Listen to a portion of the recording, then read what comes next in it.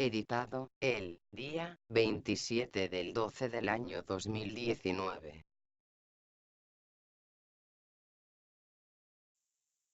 Antes que nada, dos párrafos a modo de preámbulo. 1. ¿Por qué España cogió y pretendió salvaguardar a Carvajal? ¿Por qué Estados Unidos siempre ha insistido en que lo extraditaran a América, no confiando en la justicia española? ¿Por qué Estados Unidos no confía en la justicia española? ¿Realmente Carvajal estaba contra los intereses que usurpan al pueblo venezolano, así como muchos que se dicen opositores? ¿Será verdad aquello del neocolonialismo empresarial de España en Venezuela, y desde Madrid es que se está pretendiendo acomodar tales injerencias en el Estado venezolano, ya sea a costa del chavismo o de la potencial llegada al poder de algunos que ahora mismo se dicen opositores? 2. María Corina Machado. Pues, probablemente la opositora más válida sea quien permanezca políticamente inhabilitada dentro del desgobierno venezolano, no es casualidad, claro. En el supuesto de que se organicen nuevas elecciones, si realmente estas transcurren justas, en plena democracia y transparentemente, debería permitirse la participación de María Corina. Un dato muy curioso. Bastaron pocas horas, después que María Corina decidiera alzar públicamente su liderazgo, para que, probablemente los intervencionistas intereses, desde Rusia a España, temblaran. De tal manera Rusia irrumpió aseverando que ahora sí, ahorita mismo se posiciona a favor de unas elecciones sin la representación de Nicolás Maduro. A la usurpación internacional, sobre todo el tridente España. Sin embargo, cada vez en menor medida Rusia y China, y es que así es. Una usurpación internacional con la herramienta chavista en modo lumpen. Pero, entendamos, lumpen pudiera ejercerse tal que dictadura o ficticia democracia mediante políticos y medios de comunicación títeres. Bueno, ¿qué nos liamos con tantas explicaciones? Pues, no es muy descabellado intuir que tras la irrupción de María Corina Machado, como tercera en discordia, rompiendo la mediática película Maduro, Guaidó, que, a la usurpación internacional tanto le ha costado editar y reeditar, embrevando de tal manera al cada vez más aletargado pueblo venezolano, se pretenda precipitar un escenario electoral medianamente creíble con el fin de aprovechar, antes que se desgaste del todo, el cada vez más apagado tirón de Guaidó. Obvio. Diferentes recursos tendrán para que la situación no se les escape de las manos. Por ejemplo, rescatando del olvido a uno más de tantos políticos títeres bajo pieles de pseudo-mártires. Quizás Juan Requesens, como desesperada alternativa. El pueblo venezolano debe ampliar la perspectiva política de su estado, pues el mal no acaba con el chavismo, siendo este nada más que las orejas del lobo. El pueblo venezolano debe decir sí a unas elecciones. Claro, pero bajo observadores internacionales. En donde se permita la participación de todos los actores democráticamente legítimos, incluida María Corina Machado. El pueblo venezolano debe decir sí a unas elecciones, pero con la participación de María Corina Machado. Entonces, ánimo. Venezuela se sacudirá de Nicolás Maduro, ¿eso es una apuesta segura? Claro que sí. Tan solo dejar varias opiniones más, advirtiendo de algunas cosas que, por lo que se pudiera ir comprobando, ni en Venezuela, ni en el resto de Latinoamérica se han dado cuenta. La mayor injerencia extranjera que padecen tantos países americanos como Venezuela, no es respecto a Rusia ni China, Tampoco ese fantasma del imperialismo yanqui, al que tanto recurre una izquierda cada vez más trasnochada. Todo ello son cortinas de humo. Latinoamérica siempre ha padecido el colonialismo español. Tras las independencias de sus países, dichas oligarquías criollas se mantuvieron, e incluso se nacionalizaron. Pero, sus inquietudes morales e intereses empresariales, por lo tanto económicos, continuaron enraizados en la España centralista, constantemente todo bien coordinado desde Madrid. Hasta hoy día. En algunos estados, sobre todo tras la irrupción del comunismo, aquellos políticos de cuna criolla fueron desplazados, pero no así la verdadera raíz del problema.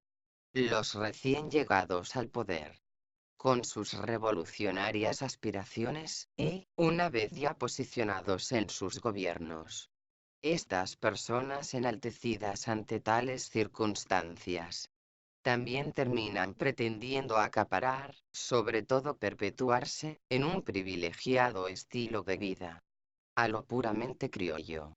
Estos supuestos gobiernos revolucionarios no tardan en recaer nuevamente bajo las tentadoras redes del neocolonialismo español y se venden a los intereses hispanos aún con mayor facilidad que las pretéritas oligarquías criollas. Sí, mismo perro con diferente collar. Pero revisen la historia. Evidentemente la inmensa mayoría del pueblo latinoamericano no desciende de los pocos criollos, pero colonizadoras y poderosas familias oligarcas. Además, esta gente se tenía a sí misma de alta alcurnia, no mezclándose con la plebe. No. Desde el inicio de la colonización, el fuerte de la repoblación básicamente se perpetró a base de familias canarias, unas islas que están en el noroeste de África, por si alguien no lo sabe, y no en Europa, mediante el denominado impuesto de sangre, que la corona castellana, España, le exigía al archipiélago canario. Si ustedes oyen hablar a un canario, se darán cuenta que el acento entre canarios y latinoamericanos es similar, cosa que no sucede con el acento español, península ibérica. Y fueron precisamente los descendientes de canarios, en su mayoría, quienes promovieron los procesos de independencia ante España. Al canario nunca se le identificó como español. Era canario, isleño, pero no español. Tampoco era considerado como criollo, pues evidentemente no procedía de España. Por citar tan solo a los libertadores más reconocidos, encontramos que, tanto Simón Bolívar, como Miranda, o José Martí, llevaban sangre canaria en sus venas. Ellos eran auténticos revolucionarios, libertarios. No estaban contaminados por las estupideces de izquierda o derecha. Reconocían muy bien al auténtico enemigo, España. Evidentemente, un par de siglos más tarde, que es mucho tiempo, sobre todo a finales del XVIII, más aún a partir del siglo XIX, es que comienzan a entrar colonos de otras procedencias, como Galicia, Italia, etc., no tratándose de oligarcas, no. Si emigraban a América se debía a que en sus lugares de origen eran poco más que unos miserables del pueblo llano, y pasando auténticas penurias. En Europa se padecieron verdaderas hambrunas y la recién liberalizada América consistía en lo más parecido al paraíso. Se pudiera entrever que la históricamente atormentada población latinoamericana sobrelleva algún tipo de trauma con todo este pasado de miserias y explotación. Pues, si bien es cierto que el Estado español, siempre tan represor, intervencionista y reaccionario, no ha dejado de aprovecharse y exprimir tanto a las personas como a las consecuentes nuevas naciones americanas. El latinoamericano no deja de mostrarse, de algún modo, sumiso ante lo español. Pero ello no es sino por ignorancia y una reprogramación moral bajo el poder que siempre se ha articulado a través de dichas oligarquías de tradición criolla española, influenciándose a los diferentes mecanismos de Estado, como la educación, la madre patria. Denominan algunos a España. Por Dios. Si escucharan tremenda barbaridad, los sufridos antepasados, de quienes blasfeman tal cosa, aquella gente de antes, dispuesta y aguerrida, contra la tiranía española. Para un venezolano, no debe existir mayor madre patria que Venezuela. Punto. Comentamos todo esto, pues, sobre todo en el presente. Tales oligarquías españolas no dejan de servirse a costa de países con deficiencias democráticas y elevada corrupción. A estas desalmadas multinacionales, radicadas en Madrid, IBEX 35, no les agrada que Latinoamérica se democratice seriamente y goce de estados fortalecidos, autosuficientes y prósperos. Evidentemente, con la segunda opción es más complicado intervenir, manipular, controlar. A Evo Morales, el otro día se le escapó un detalle interesante, debido a tremenda calentura sufrida en una polémica entrevista con la CNN. O sea, llegó a presumir con que uno de sus mayores aliados era España. Aunque eso ya se sabía. Si bien no estaba aireado. Pero no se lleven equívocos, ahí está la trampa con la que juega susodicha y camaleónica oligarquía hispana. Da igual la España socialista, del PSOE, o la derecha, del PP. En España, todo siempre ha estado bien atado y controlado. República, monarquía, dictadura, democracia, izquierdas o derechas. Unidas Podemos, Más País, Vox. Todo está cortado por la misma tijera del centralismo madrileño, hogar del IBEX 35, insistimos. Si controlan a países latinoamericanos, imagínense cómo manipularán a los propios habitantes dentro del Estado español. Porque, si no, es que los catalanes o vascos siempre han deseado separarse de la maquiavélica Madrid, España. ¿No se han dado cuenta? Respecto a la reciente visita del rey español a Cuba. Exacto. El rey Felipe VI llegó a manifestar públicamente y sin pudor alguno que se oponía a los embargos de Estados Unidos en Cuba. Evidentemente, España posee muchos intereses neocolonizadores bajo la tutela estatal del régimen cubano. Sobre todo, cadenas hoteleras. Así como, por citar tan solo otro ejemplo, lograron colocar numerosas empresas españolas en Bolivia. Gracias al ya mencionado beneplácito de Evo Morales. Del mismo modo y pese a los embargos de Estados Unidos en el venezolano desgobierno chavista, precisamente, es el Estado español uno de los países con mayor cantidad de empresas instauradas, primero gracias a Chávez. Luego debido a Nicolás Maduro. Por no hablar del vergonzoso negocio con el que se ha lucrado la industria armamentística española. Vendiendo armas. Favoreciéndose de las inestabilidades en Latinoamérica. La inversión extranjera puede estar bien si se coordina inteligentemente, mediante unas auténticas necesidades estatales. bajo contratos temporales o periódicos irrevisables. Pero, sobre todo, mediando gobiernos soberanos y, realmente, democráticos. Todo, según transparentes concursos públicos. No obstante, al tratarse de dictaduras, democracias ficticias, o gobiernos débiles y corrompidos, estamos refiriéndonos a pura injerencia, tráfico de influencias. En cualquier caso, un Estado saludable, lo primero que debería hacer, es promover y fortalecer su propio tejido industrial y empresarial. No, que, indecentes políticos de turno, literalmente abran de patas a sus países.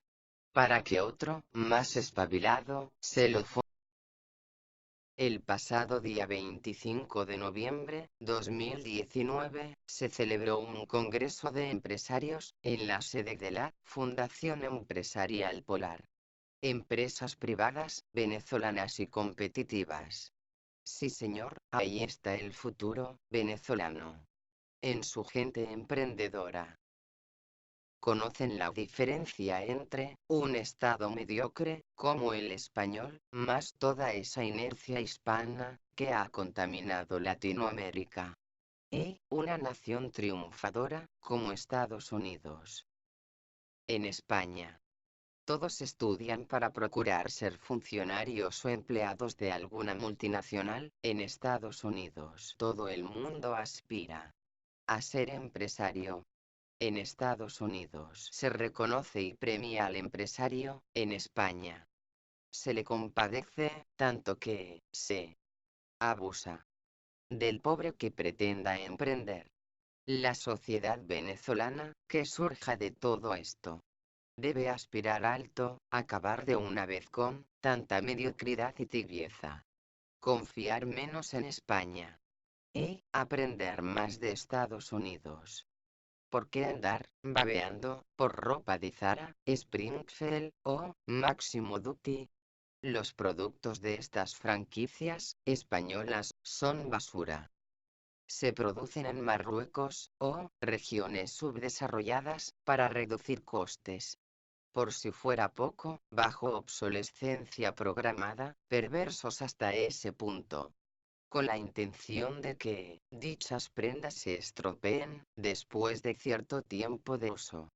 De tal modo, forzar a que el consumidor compre con mayor frecuencia. ¿Por qué no una industria textil dentro de Venezuela, con sus propias marcas y boutiques? Exportando franquicias al exterior, creando tendencia a nivel internacional. Quien especula con el sector de la moda o diseño, puede hacerlo, aspirando a cualquier otro tipo de industria. Segurísimo que ese es el país que desean todos los venezolanos. Cambiar el chip, dejar de ser los mamahuevos falderos de la supuesta madre patria. Ahí, sí. Dame Telefónica, dame Matre, dame Santander, Repsol, etc. Uf. Vayamos finalizando. Venezuela, su pueblo siempre soberano, mucho cuidado. No solo con el casposo chavismo, que está por caer, sino con lo que pueda estar por venir. Mucho ojo con ciertos elementos opositores, que probablemente anden afilándose las garras y aupando la usurpadora injerencia de la oligarquía española.